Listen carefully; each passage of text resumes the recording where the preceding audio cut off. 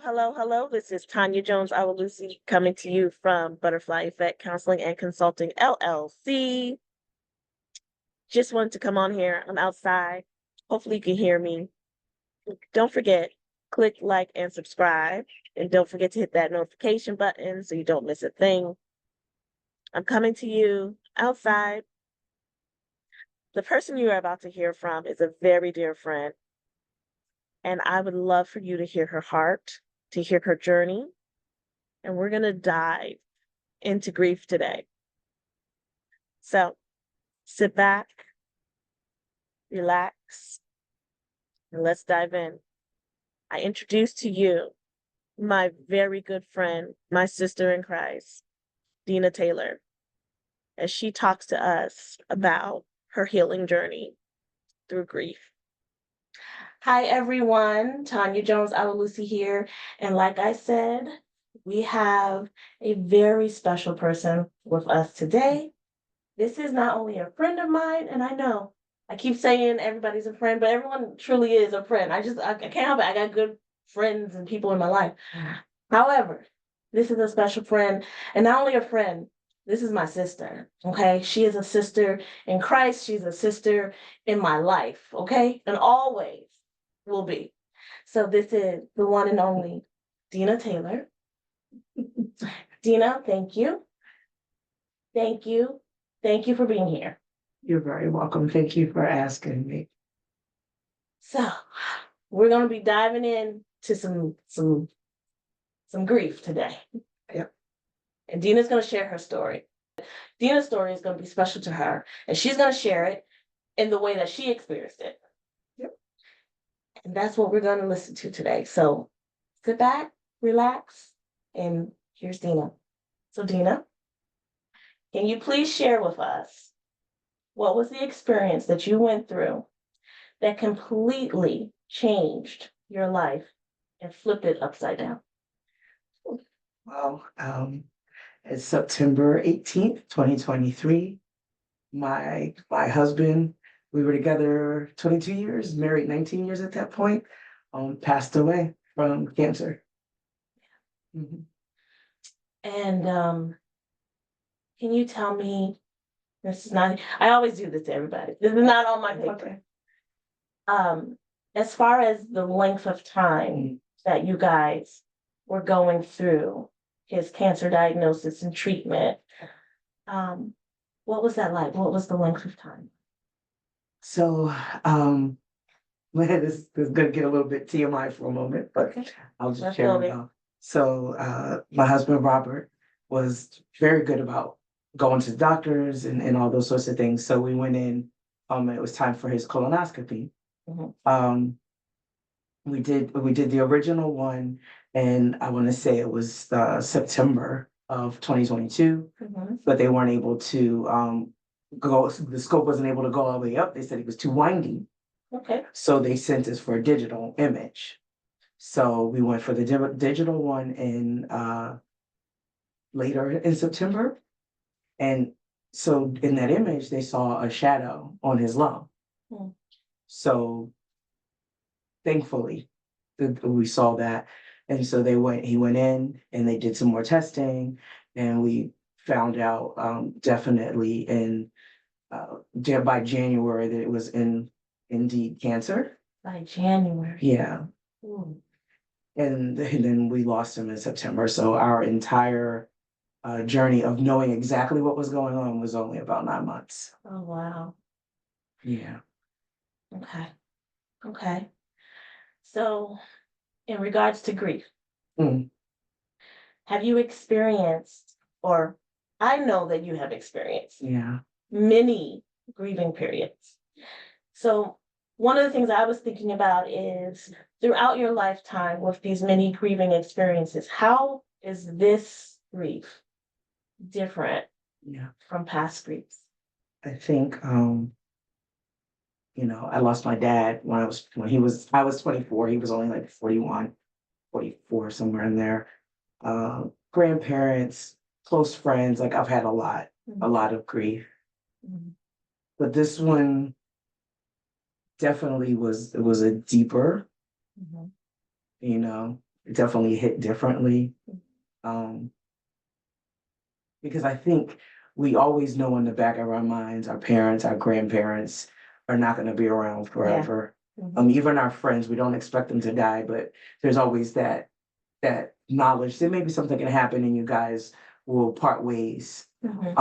So of course, death is not what you think of when you think like that, but separation of friendships is not. It just doesn't hit as deeply as losing your absolute best friend, and the person that you just plan on being with forever. Now, I love that you said your absolute best friend. Yeah, He was your best friend. he was. He really was. Yeah. So what I will say, which is not a part of the questions that are in front of me, is you and Robert were always together. Yeah. So can you tell me, how has God been a part of your story? How has God shown up in your story? Wow. Do you want me to go back to diagnosis time or just after I lost my Robert? Let's go back and go forward. Yeah. So I think during the diagnosis and the many doctor's appointments and scans and chemo, radiation, and just physical therapy and on, God just continued to provide hope and faith. To be quite honest, we were very, very certain that Robert was going to be healed.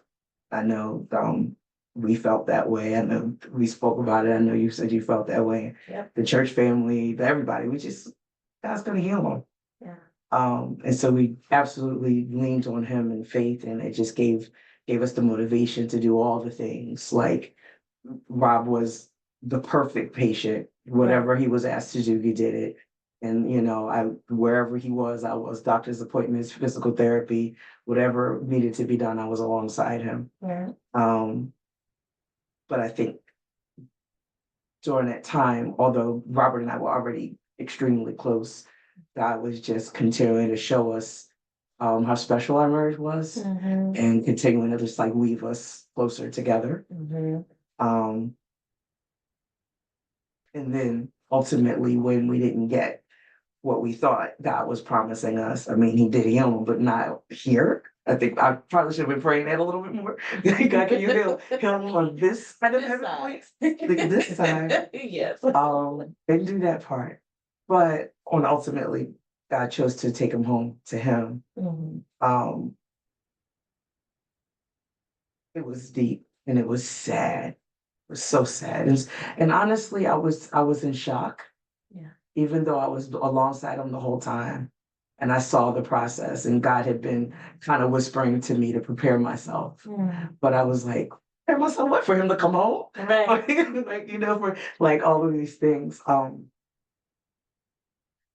I never felt like I was completely alone. Okay. Like God I always felt comforted. If it was just a whisper from him or just the knowledge that he was there. Yeah. I felt comforted through, man, our church family showed out and showed up. They were showing off. Let me tell you, just on the one particular night that I can think of. Yes. Taking turns. Yes. To go up into the room to visit. And just the multitude of people. Such a blessing. And it was a blessing to me, because I mean, I can verbalize it now, but I didn't realize it. Like I was in host mode, which was what I needed to be in, because I was scared. I've never done this before.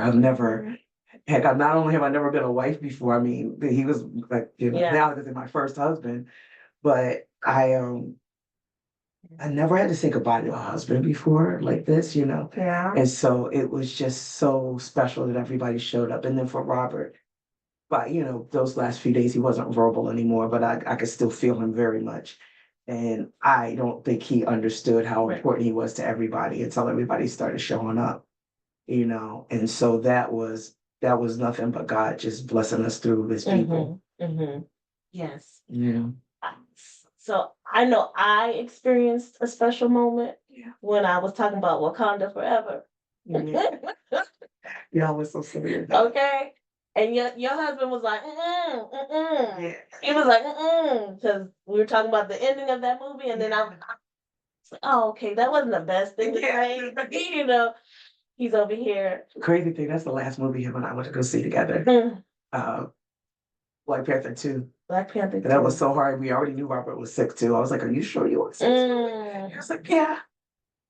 So that was just like a very hard movie to watch. I can safely say that is one Marvel movie I probably will never watch again. Amazing movie. Yeah. But that was too close to home. Yeah. No, Robert shook his head like, Yeah. Like, no.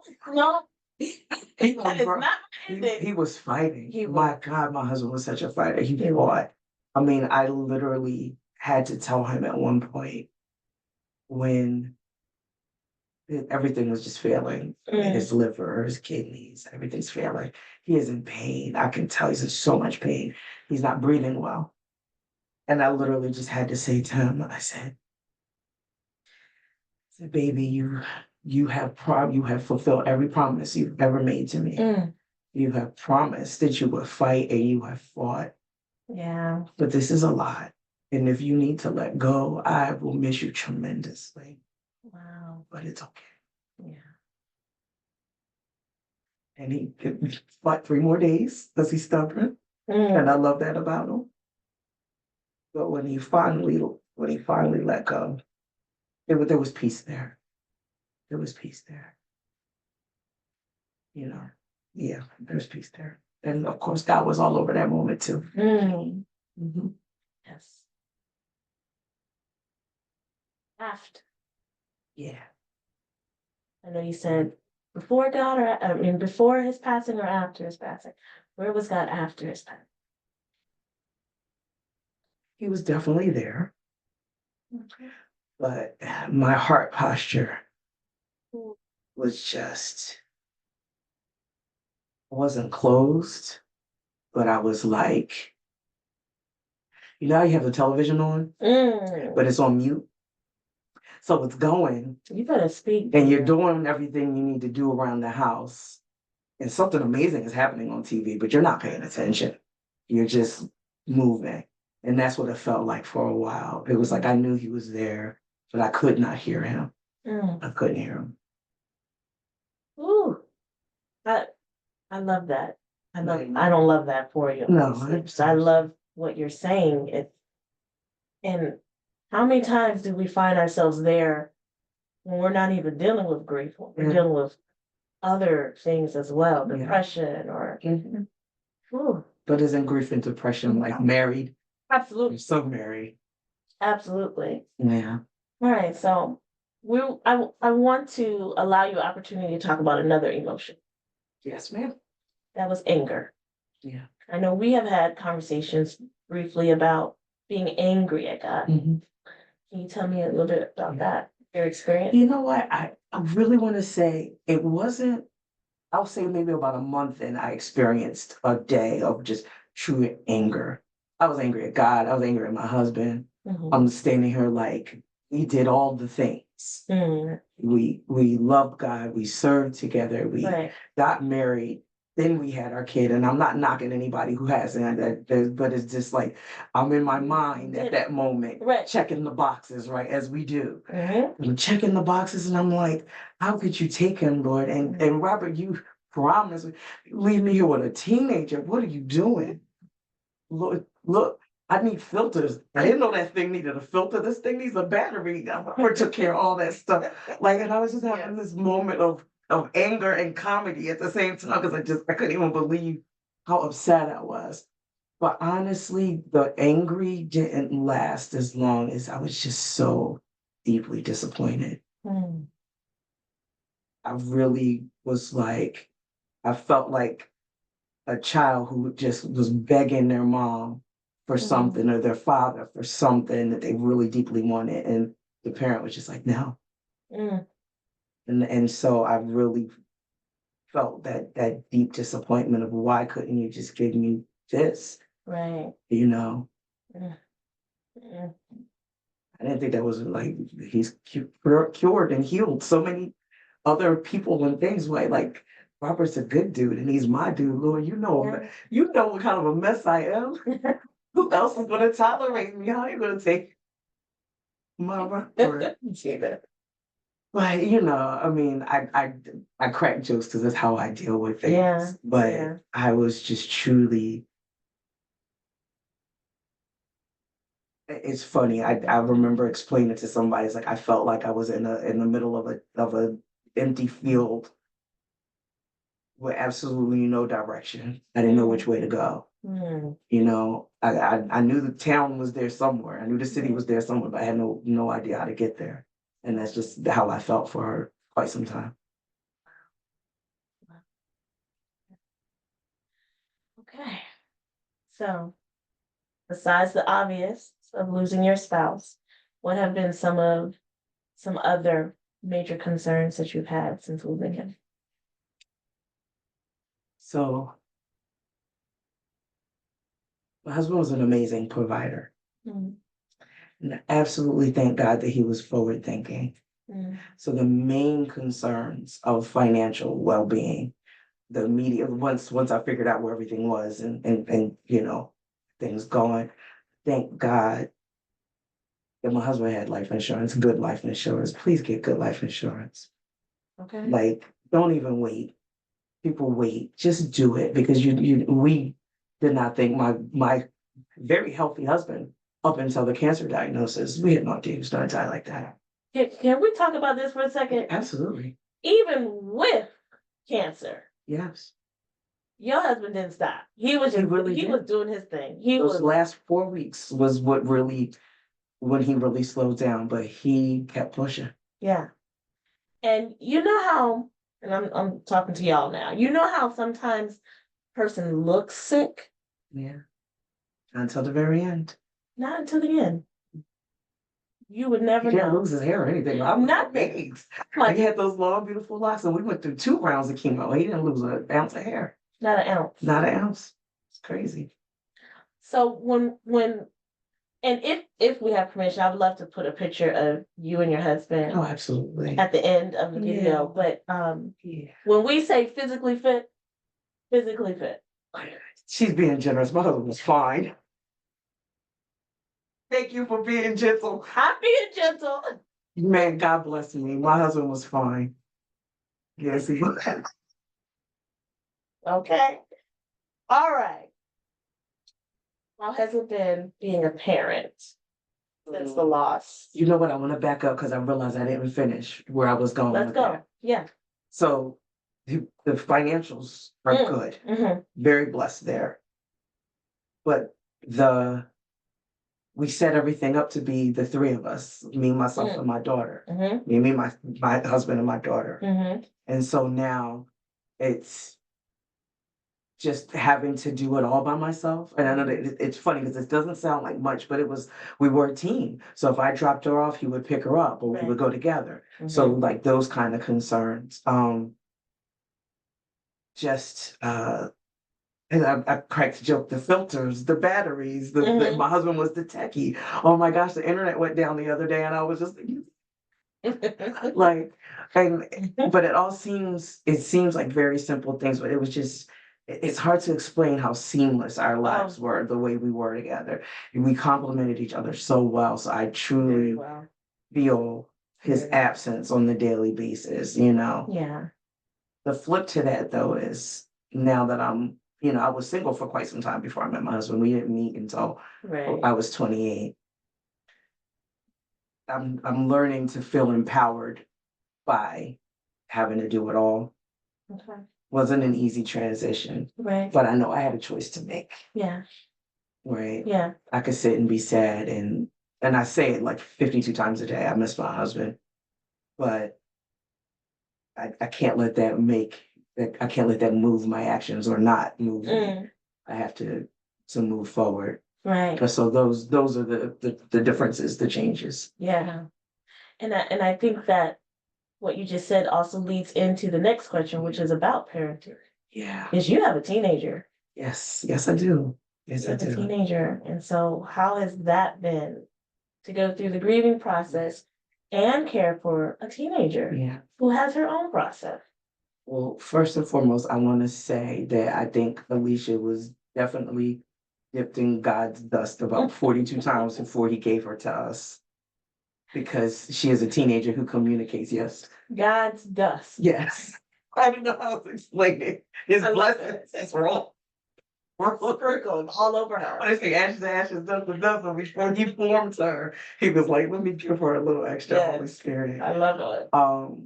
But she communicates, which is an extreme blessing because I didn't communicate that well at her age. Um, but I think that the main thing is I made a choice. I didn't go back to work I'm sorry. I didn't go back to work immediately because I know I needed to walk through this grief. I couldn't just like go be busy, right? Because that's normally how I've dealt with everything. Just go be busy. So I made an agreement with myself. I get up every morning, I take her to school so that I don't lay in bed all day. But then in the beginning, I gave myself all the permission to lay on the couch and cry and do work through all the emotions that I needed to work through. But when she texted me and told me she was on her way home from school, I had to put it away for the most part.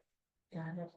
Still communicating with her that I had a bad day. She may not get the details, but I was always open. I'm still open with her about where I'm at that day with my grief. Because I felt like it was important for me to give her a healthy view of how to grieve. So I'm very honest with her.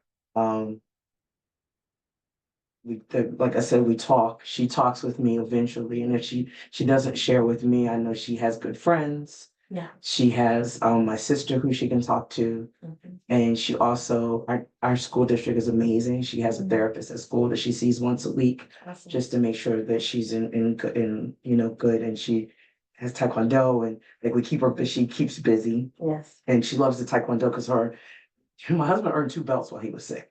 Oh, why? And they were in the same, yeah, while he was sick. And so they were in class together. And I think that although she doesn't carry it the same way, that was something to help pull her through when she was still, working toward her goals in Taekwondo. So she still does that very actively. She's a musician and she writes. And so I encourage her when she's having a bad day. Wow. I'll tell her, go write, go spend some time with that.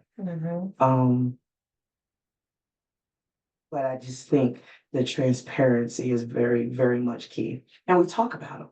Yeah.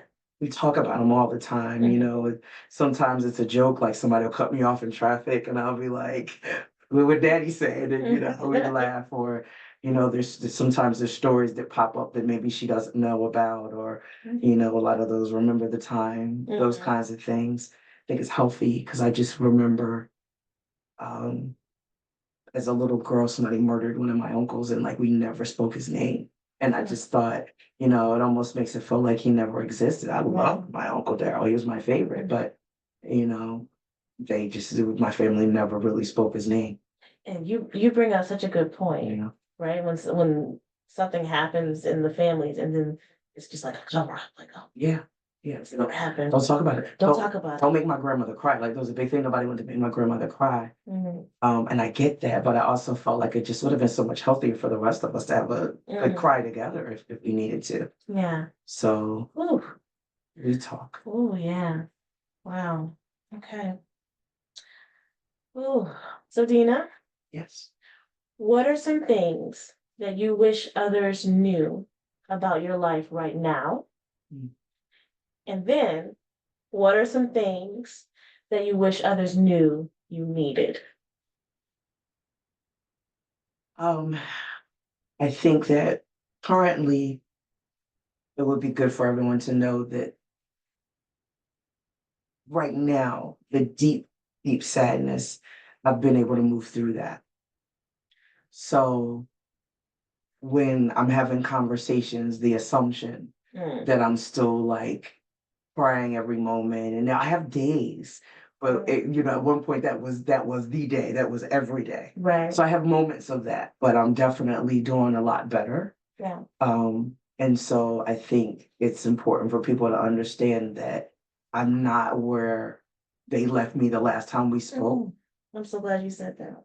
Um, and I think it's also important for people to understand that it is completely okay to ask me where I am. It's completely okay to share about Robert, but then also to follow my lead. Because if I'm having a tough day and I want to move on from that conversation, Yeah. then let me do that. Don't think I'm avoiding because I'm avoiding. I very much am dealing with my grief. Yeah. But if I'm at church today and I'm barely holding it together and I don't want to break down today, I don't want to break down in this moment, Right. then just let me move on. Ooh, You know? say that. Yes. And the other thing is, still invite me to places. I may actually say yes.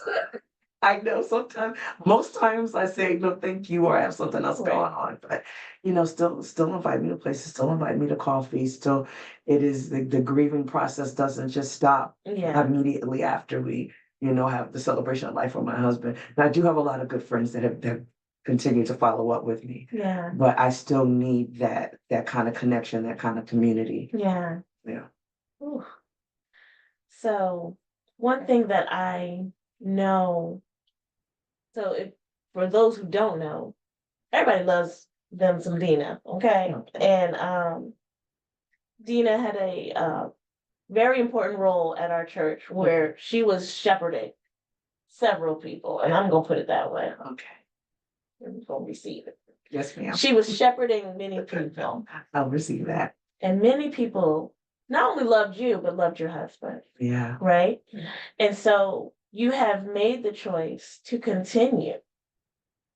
And so when I hear you say, I'm not where I was the last time you spoke to me, I get that because you gotta wait in line to talk to Deana because they will flock her way.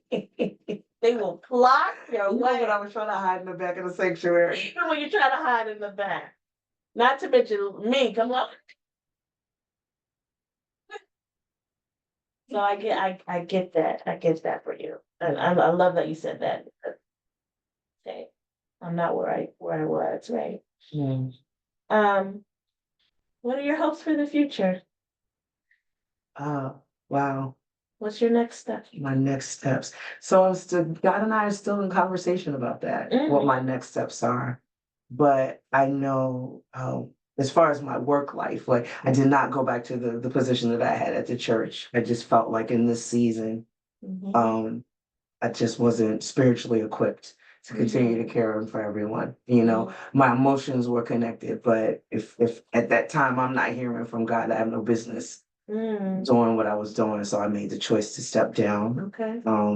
And I feel as though whatever my next steps are, I will still be caring for people, but in a different way. Yeah. I I have been writing again, and so that may turn into something. Y'all, she is a great writer. I cannot wait. Thank you. I can't wait. That Yeah. I'm not gonna cry. That I can't wait for. That's a beautiful thing. Thank you. Mhm. Thank you. So definitely on the work front, I'm open. I'm making very serious strides to get my health back. Um, during that whole process when he was with us, it became all about my Robert, and he's telling me to take care of myself. I'm like, yeah. I ate lying through my teeth. I was so worried about him that I really let a lot of things go. And so when I say woke up about 6 or 7 months after his death, when I was like, ooh, and I went, like things are not where they need to be. So I'm working on that, refocusing on my health journey, and I'm just open. I honestly, and it's funny, I was having this conversation the other day. I loved being married. I love being married to my Robert, and I'm open in that area too. Like I'm not searching. I'm not looking for anyone, but if God should so decide to place someone as wonderful in front of me again, I'm open. I'm not so heartbroken that I would never want to remarry. I honestly feel like my husband would want me to be happy in that way eventually. Yeah. And so I'm open. I'm honestly, I'm optimistic. I feel like if I could carry myself through this, and if I can continue to parent and, my kid, I wear all black. My kid doesn't. She still wears all the colors, She has to come home with the black lipstick and the black fingernails and all of that stuff. So And not yet. not yet. So we're doing okay there. And so I'm open to whatever God will have me do. Yeah. No, that's so good. I like that. I'm open. I like that. Dina, Yes. the last official question I have for you Mm. is what do you think is going to be the hardest thing for you in your next season and just moving forward? I think the hardest thing is to continue to step into new territory without my biggest cheerleader Mhm, beside me. mhm, My husband was so instrumental in helping me grow in my self-confidence and just grow as a person, Yeah. that we spent 22 years of just maturing together. And so moving forward without him in that way is definitely going to be a challenge. Um, yeah, I just think just like moving forward and continuing to be open and continuing to be optimistic, knowing that absolutely I'm God's daughter, but just not having my teammate on earth, just it makes things different. Yeah. Love that. Plus, I got to do all the driving now. Ah, Robert loved to drive, and I didn't mind driving, but he spoiled me. I was a passenger princess for 22 years. And now I'm driving everywhere, and I'm like, every once in a while I'll be driving like, Robert, this is just some garbage. My daughter started laughing. Got on to sit in the passenger side, and I feel like driving it. But yeah, just I miss my friend. And just moving forward, trying to continue to carry that positively. yeah. Yeah. I love that. Is there anything you want to close out with that I didn't ask you today?